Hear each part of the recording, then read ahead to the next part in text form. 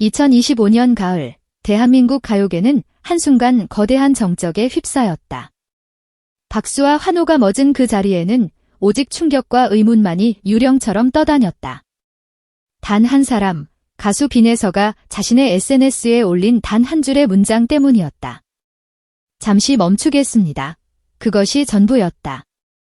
이유도, 기약도 없는 그 짧은 선언은 대한민국을 뒤흔든 거대한 폭탄의 뇌관이 되었다. 콘서트가 끝나면 다음 공연으로, 앨범이 끝나면 다음 녹음으로.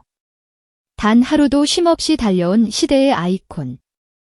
독보적인 음색과 심해처럼 깊은 감성, 무대 위에서 모든 에너지를 남김없이 폭발시키는 그녀의 이름은 빈에서였다.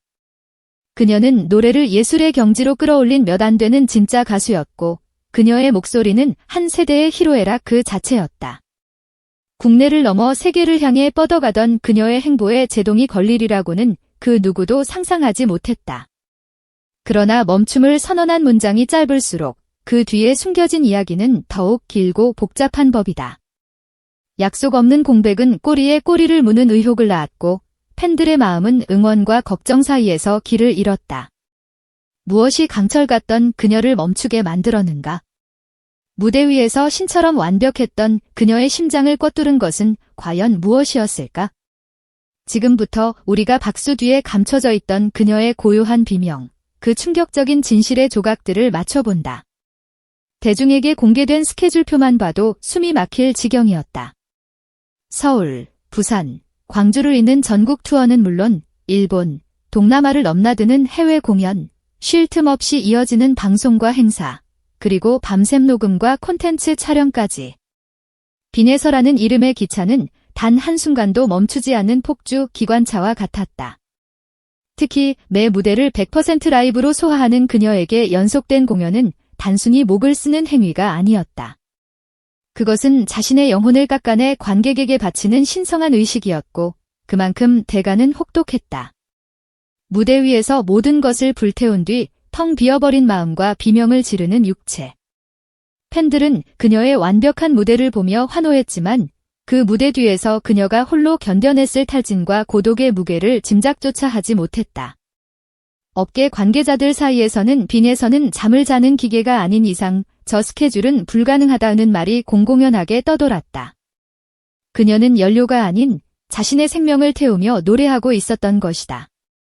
빈에서에게 무대는 전쟁터였고, 그녀는 단 한 번의 패배도 용납하지 않는 지휘관이었다. 음정 하나, 호흡 한 번의 실수도 허락하지 않는 지독한 완벽주의.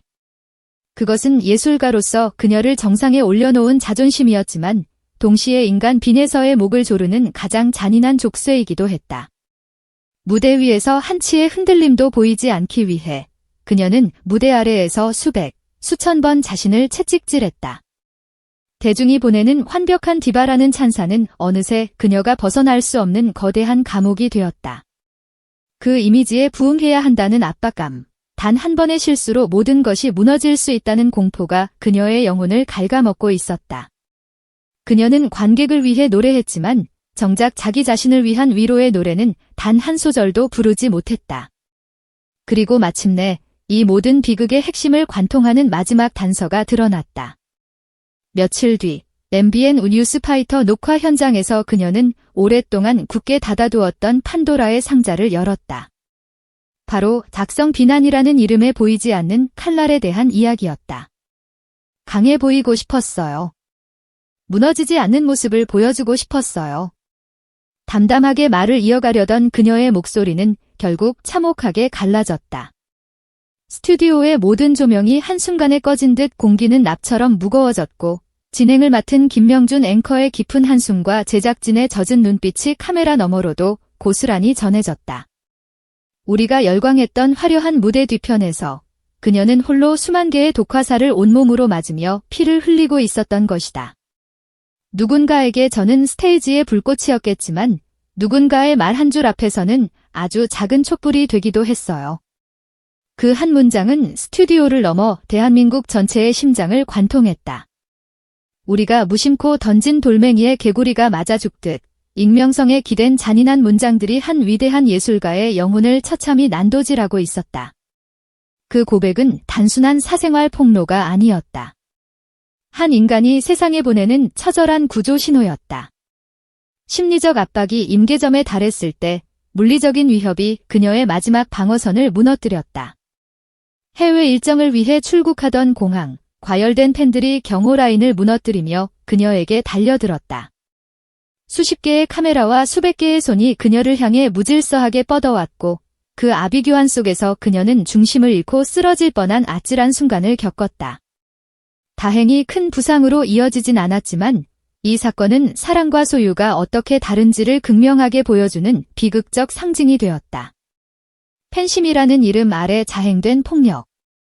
자신을 사랑한다는 사람들에게 둘러싸여 생명의 위협을 느꼈을 때 그녀는 과연 어떤 절망감을 느꼈을까? 이 사건은 그녀에게 팬과 무대 사이의 안전거리에 대해 그리고 자신의 안전조차 보장받지 못하는 현실에 대해 깊은 회의감을 안겨주기에 충분했다. 빈에서의 고백과 공항 사건 이후 팬덤은 거대한 충격과 미안함에 휩싸였다. 우리가 누렸던 모든 감동 뒤에 그녀의 피눈물이 있었을지 모른다우는 뼈아픈 자각이었다. 그러나 그들은 좌절에 머무르지 않았다. 슬픔과 반성은 곧 위대한 변화의 동력이 되었다. 팬들은 자발적으로 빈에서가 쉬는 동안 우리가 지킬 것들이라는 규칙을 만들었다. 무분별한 추측과 루머 생산을 자제하고 그녀의 사생활을 존중하며 오직 그녀의 음악과 기록에만 집중하자는 캠페인이 불길처럼 번져나갔다.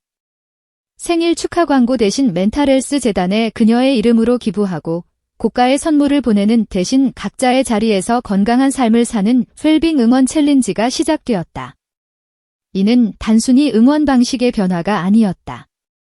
한 사람의 아픔에 공감한 수만 명의 팬들이 더 성숙하고 건강한 팬덤 문화를 만들겠다고 세상에 선포한 위대한 약속이었다. 우리는 당신이 멈추어 있을 때도 함께 성장하겠다. 는 눈물겨운 맹세였다. 이제 무대는 비어 있다. 그녀가 돌아오겠다는 약속은 아직 없다. 그러나 그 침묵은 더 이상 공허한 절망이 아니다. 그녀의 건강한 복귀를 기다리는 수많은 사람의 염원과 기도로 채워진 의미 있는 공백이다.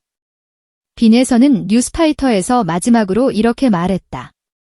저는 다시 노래하고 싶어요. 다만 이번에는 더 건강하게. 그 한 문장이면 충분하다. 건강한 예술가는 건강한 팬들과 건강한 사회 속에서 피어난다. 그녀가 잠시 멈춘 이 자리에서 우리는 비로소 우리가 사랑하는 아티스트를 어떻게 지켜야 하는지를 배우고 있다. 그러니 우리는 기다릴 것이다. 폭풍이 지나간 뒤 더 단단해진 땅 위에서 그녀가 세상에서 가장 건강하고 따뜻한 목소리로 첫 소절을 뗄 그날까지. 그날이 오면 우리는 예전에 그랬듯 다시 한번 그녀의 노래와 함께 울고 웃을 것이다. 그날의 무대는 분명 이전보다 훨씬 더 위대하고 아름다울 것이다.